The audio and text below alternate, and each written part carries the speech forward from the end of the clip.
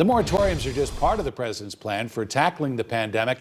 He's made a number of promises on what he hopes to accomplish in his first days in office. CBS 4's Darius Johnson explains now how that plan will affect Hoosiers.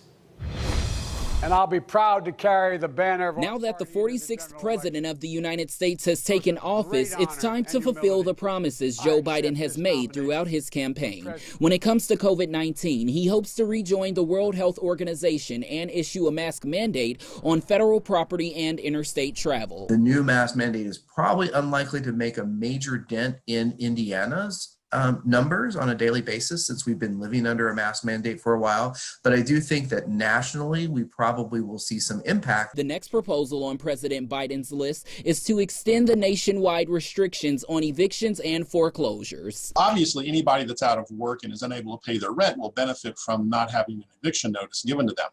On the other side of the coin, though, people are being given a tremendous amount of cash from the government. Unemployment benefits are up. People haven't been evicted due to the current order in place, but for the past several months, Indiana has provided additional rental assistance programs to assist Hoosiers. When it comes to vaccinations, the president wants 100 million shots administered during his first 100 days in office. The Indiana State Department of Health is on board. We are ready for it.